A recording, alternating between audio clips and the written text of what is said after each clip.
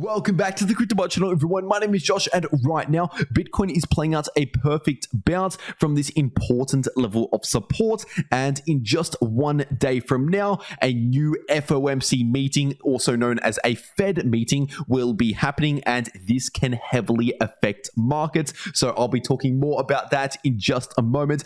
Definitely stick around. First of all, we need to talk about the upcoming FOMC meeting, which stands for the Federal Open Markets Committee meeting, also known as a Fed meeting, because as I mentioned in the intro of this video, the outcome from that meeting will be happening tomorrow. And in fact, if you want the specific time, the outcome or the Fed interest rate decision will be released at 7 p.m. GMT time on the 1st of Feb. And then just half an hour after that at 7:30 p.m. GMT time on the 1st of Feb will be the Fed press conference, where basically Jerome Powell, the chair of the Federal Reserve, will give a speech and also answer some questions. And it's usually in that press conference, half an hour after the interest rate decision is released, where we get to find out where the Federal Reserve might be planning on where they're going next at new Fed meetings over the coming months. So both the interest rate decision and the Fed press conference can indeed affect markets in the shorter term pretty much immediately as they are happening. And by the way, I'll be keeping you up to date in real time over on my Twitter. So if you haven't already followed me over there, make sure you're doing that. The link is down below in the description and in the pinned comment for real-time updates over on my Twitter. But anyway, going into this FOMC meeting, also known as a Fed meeting, all you really need to know is the higher rates go, the more bearish that is for markets, and the lower rates go, the more bullish that is for markets. Now, either way, we are indeed expecting a rate hike. It's basically guaranteed that we are going to experience some sort of rate hike. And based on what the futures market has already currently priced in, the probabilities for the next rate hike that should be coming tomorrow are sitting at a 98% chance of a 25 basis point hike and around a 2% chance of a 50 basis point rate hike. And in case you're new to all of this, 25 basis points is 0.25% and 50 basis points is 0.5%. And so simply based on these probabilities that the market has already priced in, there's an extremely high chance we will see a 25 basis point rate hike tomorrow and an extremely low chance that anything else happens. So an extremely low chance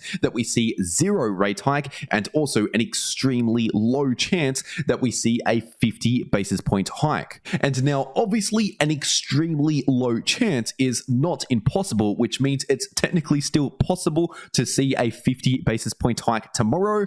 And if that happens, considering almost no one is expecting that, considering almost no one in the futures market is actually pricing in for a 50 basis point hike, if we do end up seeing that potential 50 basis point hike with tomorrow's Fed meeting, then that could be very bearish for markets in the shorter term, because once again, the higher rates go, the more bearish that is. So if we unexpectedly get a higher rate hike, then that would very likely cause markets to dump. But if we end up getting the expected 25 basis point hike, which once again is what pretty much the majority of the market has already priced in, then it's very unlikely we will see a lot of bullish or bearish price action when that number gets released, considering the majority is already expecting 25 basis points and the majority by far has already priced that in. But once again, even if we do get the expected 25 basis points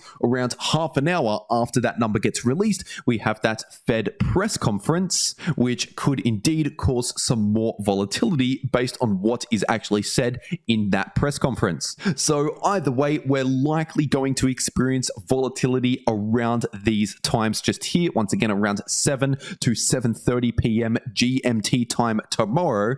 And as I said earlier in this video, I will be covering this in real time as it unfolds over on my Twitter, link down below.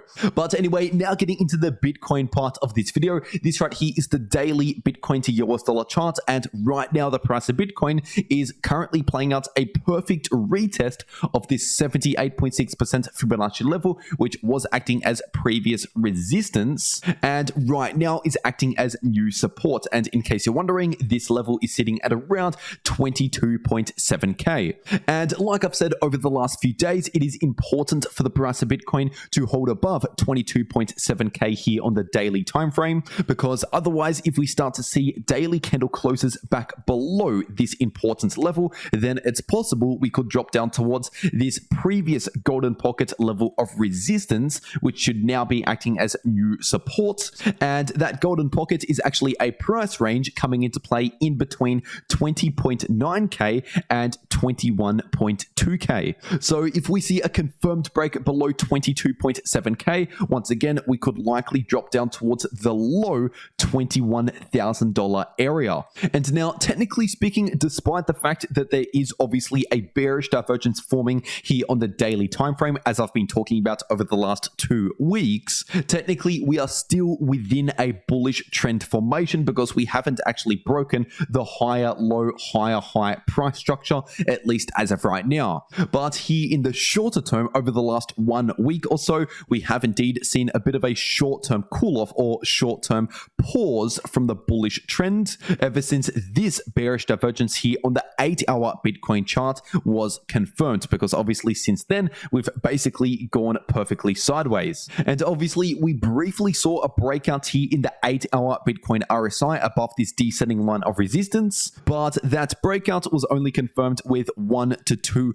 candle closes, and on top of that we didn't actually break into new higher highs in the RSI, which means technically we're still seeing higher highs in the price action. And even though we saw a brief breakout here in the RSI, we're still seeing currently lower highs in the 8-hour Bitcoin RSI, which is still a bearish divergence. And so once again, this simply just tells us that we're lacking some bullish momentum in the shorter term, and we're still due to see a bit of a pause from this bullish trend. But obviously, as I explained earlier in this video, tomorrow's Fed meeting can heavily affect prices in the shorter term, so keep that in mind. And now, if you're taking a look at the 4-hour Bitcoin chart over the last 1 day or so, we've basically seen a perfect bounce from this important level of support in the short term, which is sitting at around 22.5k approximately. And obviously, since that bounce from this level of support, the price of Bitcoin has headed pretty much straight up towards this level of resistance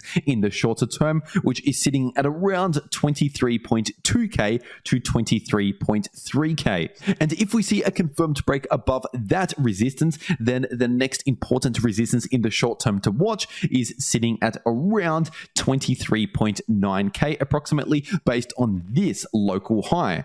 But as for significant resistance on the daily time frame, we still have that important resistance at around 25k. For as long as the price can continue to hold above 22.7k, we're likely going to drift in that direction. But just in the imminent short term, as in perhaps over the next 1 day or so, we're likely going to remain somewhat neutral while we're still in this choppy sideways price range, basically just awaiting the outcome for tomorrow's Fed meeting, which is where we're likely going to see some more volatility depending on the outcome. But anyway, now getting into the Ethereum part of this video, this right here is the daily ETH to US dollar chart, and right now the price of ETH is still tackling this important resistance at around 1650 to 1.7k. And obviously, like Bitcoin on the daily time frame, even though we have not yet confirmed a break of this bullish trend here, this bullish price structure, we do indeed have a bearish divergence forming here on the daily time frame.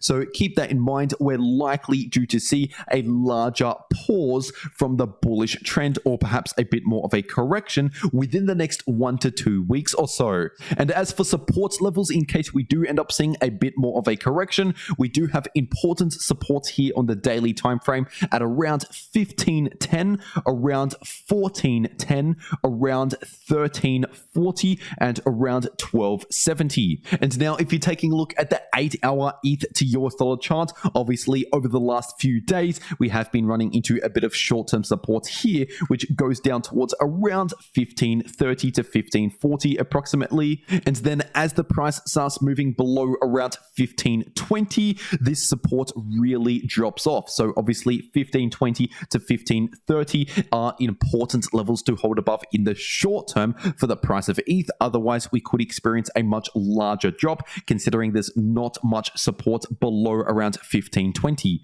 And just like Bitcoin on the 8-hour time frame, obviously the price of ETH is still experiencing this bearish divergence because the 8-hour Ethereum RSI is still consistently forming lower highs. And unlike Bitcoin, we didn't really see a proper breakout at all in the 8-hour Ethereum RSI. And so once again, this bearish divergence is still having an effect on the price in the shorter term, which means reduced bullish momentum. And we should mostly be expecting either choppy sideways price action or a slight pullback. But like I said earlier, tomorrow's Fed meeting can heavily affect markets and change things quite a lot in the short term, depending on the outcome of that meeting. And now, if you want to know how to maximize your profits in crypto, no matter if the price is going to the upside, to the downside, or simply chopping around sideways, then make sure to watch these videos popping up right here on your screen. The video in the top left shows you how to make money if the price is trending either bullish or bearish, and the video in the bottom left shows you how to make money if the price is chopping around sideways. But anyway, that's everything that I have to say for today. I really hope you enjoyed, and I'll see you all in the next video.